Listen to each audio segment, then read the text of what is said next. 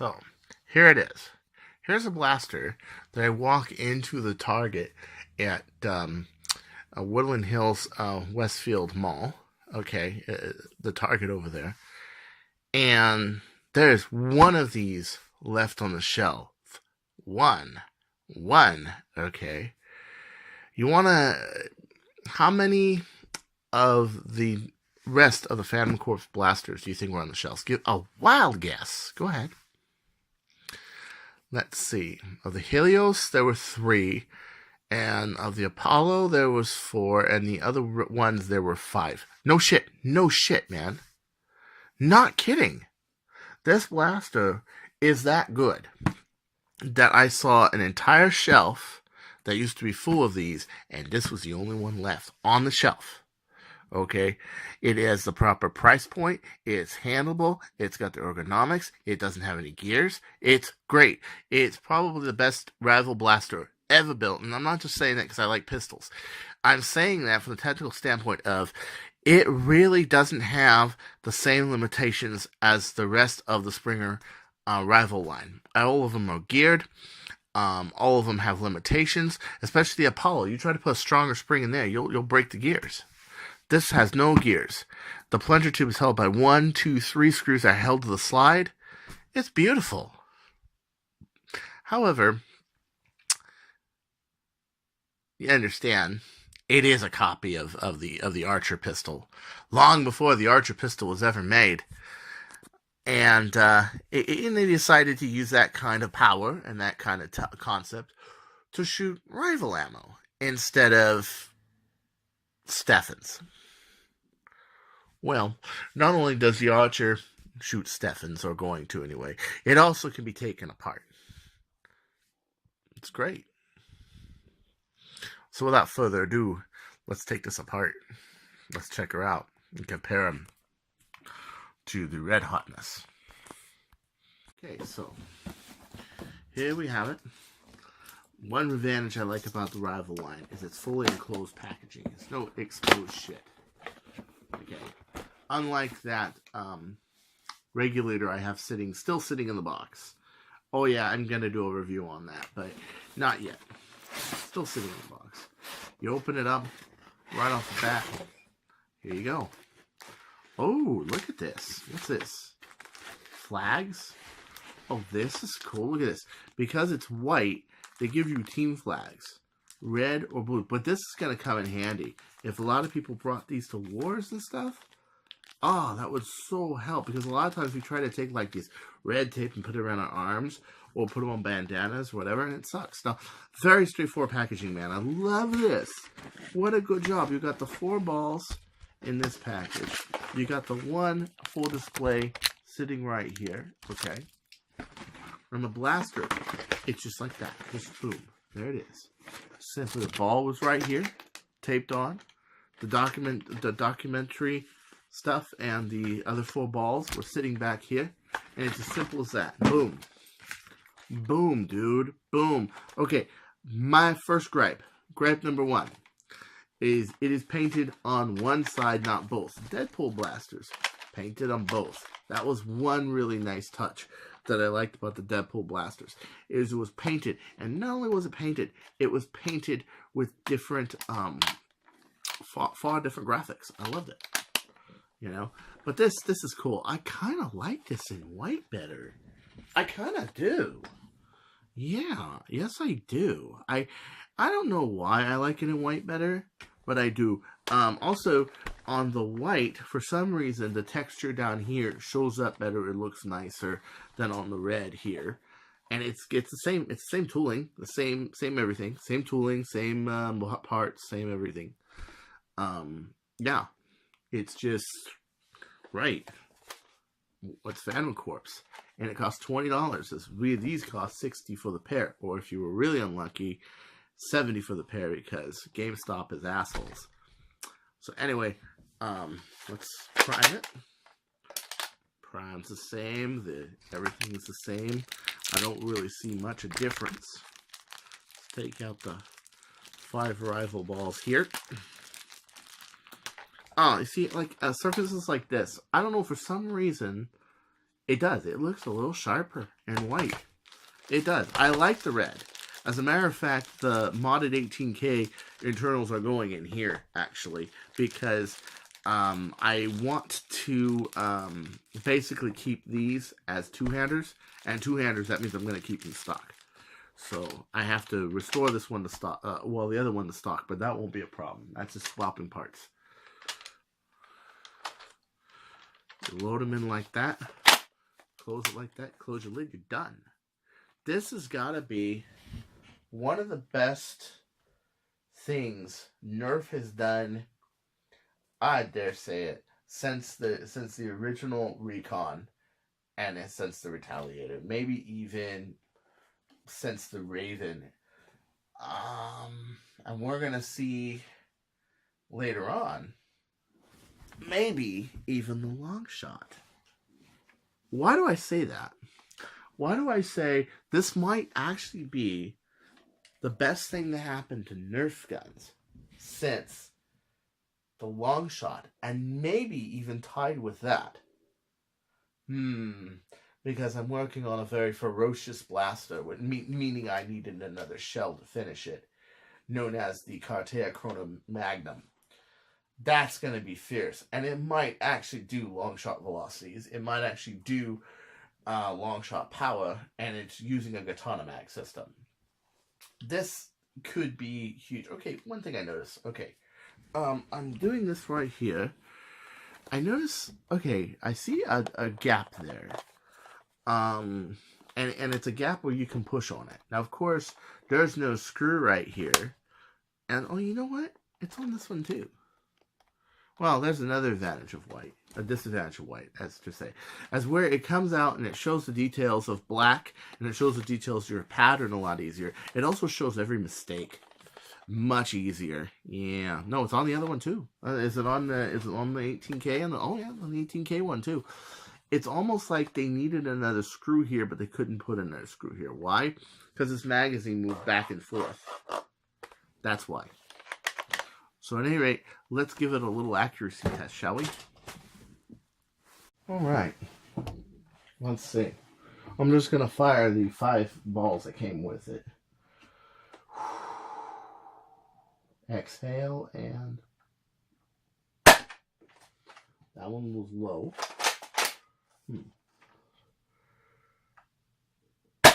That one was low. They're pitching low for some reason. Hold on. Let me give it a little more climb. Yeah.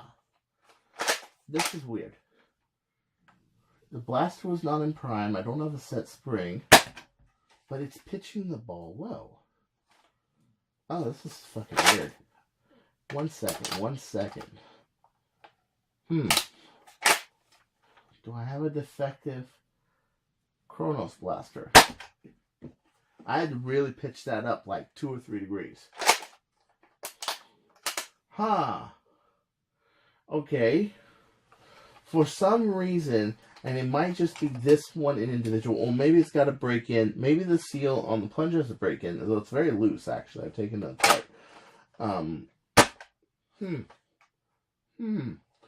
It's pitching the ball low. I don't know why it's pitching the ball low. As where if I take the stock Deadpool blaster, I don't have that problem. You know, it could be a fluke. It could just be needs to warm up. It could be a lot of things.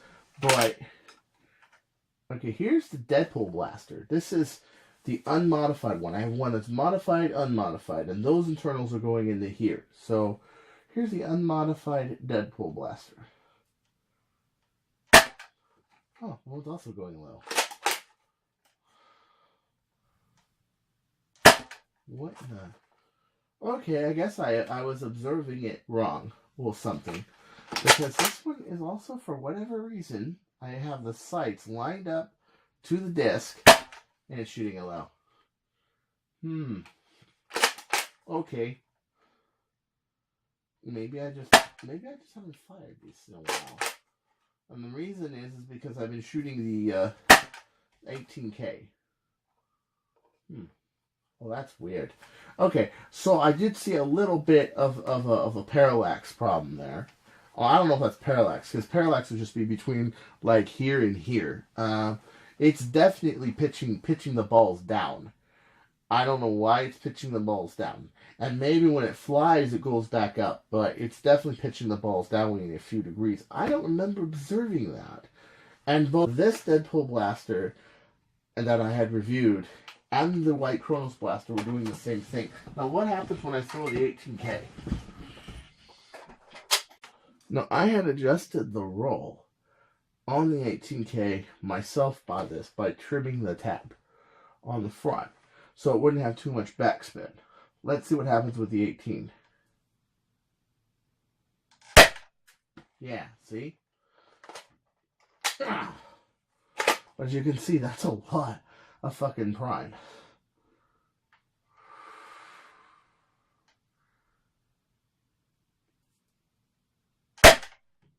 Yeah. Well, that one missed because that's swinging, and I missed it swinging. And I don't want to fire really any more shots of it because this thing is loud. A lot louder than the other ones. I would say my spring is probably 2.5 times as powerful on this one and that one. This is the one that shoots halfway down my street with even just rifle balls, okay? But as you can see, I'm noticing something. If you mod it and you trim the spin tab, you can get it so it's straight. But then again, I trimmed the trim tab until it was straight here, and I fired it till it was straight out there. So I kept trimming it until it was there, and then I had to trim it a little more to make it so it wouldn't backspin. So when it goes up, a lot of blasters you'll notice, like a lot of rival Nemesises, you'll fire them and then they'll pitch up at the end. This thing fires like this. It fires perfect. It fires absolutely perfect because I reduced the amount of area of my spin stop. I guess you can call it spin stop. My spin tab, spin stop, whatever you want to call it. And I made it so it has less contact with it on the way out, so it would spin the ball less. And from what I understand, the tender loving care of Chris Cartea, well, even though I didn't do a hell of a lot to it, it definitely makes a difference. I just think it's kind of sad that these kind of, yeah, you know, they do pitch down a little. You have to hold it pretty much sight to this black part right here. You have to line these two up to the target in order to hit it. And that, I mean, let me point that straight. Okay, that's a ridiculous amount of pitch. All right, you see that? That's a ridiculous amount of pitch up. A bird of prey blaster, I actually have to drop it a degree down so the dart to fight the dots hopping. Okay. Same with any other blaster when I'm shooting nipple FNJs. I have to pitch them slightly down. These ones you got to pitch up a little, almost like a mega blaster. But if you mod it to shoot sufficiently fast, you don't have to pitch it down with a shit. It goes right on target. It's really, really nice. So, at any rate, we're going to take this baby, and we're going to finish the Kronos blaster. It's about halfway done, because it's really, the Chrono Magnum is really this blaster, the internals in here. It's about halfway done. I've worked on the seals, I've worked on the spring, I worked on the trim tab. I may just import that to another Kronos, so you may see me buying quite a bunch of these. And to consider this, you consider the value of a Kronos for a second, just 1 second before I leave. Okay, 1 second. Okay, I know my videos sometimes are long and I run on, but I do it for good reason. This is the Thinking Man's Nerve channel. Okay, Bird of Prey is made of a Star Shot. The Star Shot came with a pistol that was like a Fire Strike with batteries. And the funny thing was they were they were sponsoring, I think it was Duracell at the time, and it didn't have Duracells. It had like cheap Chinese lead acid batteries. I did a video on that, actually. Very embarrassing for Hasbro, I'm sure. That blaster was basically a Fire Strike with a light, with the batteries, with a plastic target, with a thick piece of fiberboard on it. Okay, it was not quite cardboard, but it wasn't quite. It was like a plastic kind of a paper board, really weird kind of board. and 6 sucker tip darts for 20 bucks. Okay. You can get this blaster with 5 balls and 2 tags for 20 bucks. And if you want to know the truth, 5 shots repeatable, and to be able to do the kind of power that the Chrono Madness is. Chrono Madness is the blaster that still stays rival, as where the Chrono Magnum is going to be the Stefan version. Can shoot pretty much halfway down my block, some 120, 140 feet, before hitting the ground. For a rival blaster, that's insanely great. Okay? That's insanely great. Now, of course, the spring you need to do that. And everybody's up on using a K26. Okay, it's not that I'm down on K26s. I think for a long draw design, like the Nick does, where you have 7 inches of draw for a snap, a K26 is great. It's a great spring. I wish it was a little better heat treated, but it's a great spring. Okay? You want to go a little weaker, then you go with a 25. And if you want to go a little stronger, I believe you go with a K31. Okay, it's bigger diameter, about long shot diameter, yeah. But for small draw stuff, a K26 has too many coils. Let me explain, okay? Here is a Turf 16 kilogram spring, okay? It's got 12 active coils. All right, actually, wait a minute. 1, 2, 3, 4, 5, 6, 7, 10 active coils. 10 active coils. 12 total coils. The original one had 12 active coils and 14 coils. They brought it down to 12 to give it better closed space and to give it better power and better delivery. These springs got better and better every batch that Mike at Turf Springs came up with, okay? All right. Now, a K26 has like 5 coils an inch, 4 coils an inch, whatever it is, okay? It's 2 millimeter gauge, and it's bigger than a 7/8 diameter.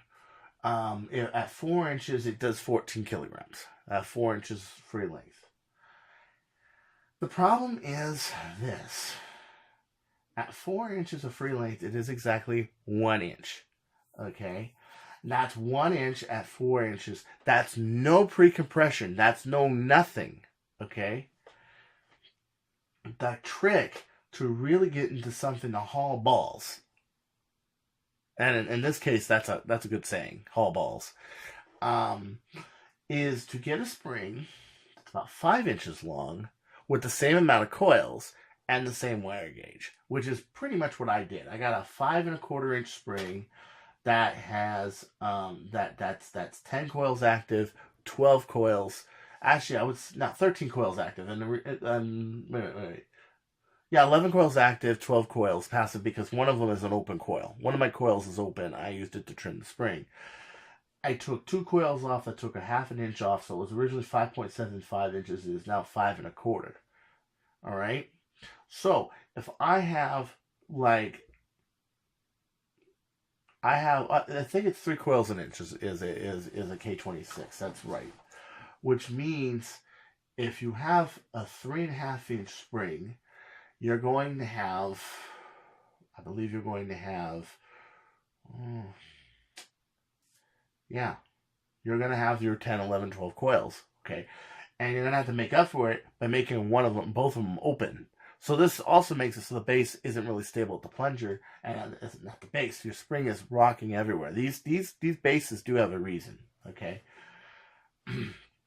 Now, you take that same 3.5 inch spring with the same coil thickness, which is a wire gauge of 2 millimeters, and you put that on a spring that's 5 1/4 inches. You're taking the same amount of steel, essentially, and you're making it 18 kilograms instead of 14 kilograms. And not only are you making it 18 kilograms, you're making it so it does not end at 14 and start at 0. It ends at 18 and starts at about 6. A concept called pre-compression. And because of that, the exit pressure of the blaster is higher. And if your exit pressure of the blaster is higher and it has the same amount of stabilization it needs for the plunger tube, you now have something that kicks ass. Just kicks ass. I was almost threw an F word in there, but no, it kicks ass. That's the trick with a long shot. That's the trick with a bird of prey. A bird of prey takes a spring that's this long and puts it in a space that long, and it's constantly under 14 kilograms of pressure. Okay, constantly. I have to use a fiberglass frame for it so that the spring doesn't knock out. Okay, and that thing is Nazi powerful. A long shot takes this spring and puts about an inch of pre-compression and that much volume to it. And that thing makes a long shot Nazi. Now, what you have to understand is unless you go with a custom gauge spring, something that has less coils per spring, you are not going to get the kind of performance that one of my blasters have. And I'm not saying that as a bragging thing. There was a kid today, his name's Jake Dragon. He's in UK. He made an ultra match. Yeah, a star shot. And he got it up to 200 and some odd. I think it was 206. He got this about the same readings as I get with my Fire Strike. Yeah, he did it. It was amazing. He did a great job. You know, and it's not that it's that hard to do. It's just, well, you're not going to get the same kind of performance with different springs. And you can try different springs. And maybe, let me explain this too. Maybe you want a K26 for a Kronos blaster. Why would you want that? Well, okay. I only have to do this and show you. That's why. Even me has a problem priming it. Okay, I have to put two handles on the back. So therefore, it might be better with a lighter spring. So at any rate, this is Chris Cartea. And I'm saying, don't you go changing, and the Kronos revolution is coming. Ooh.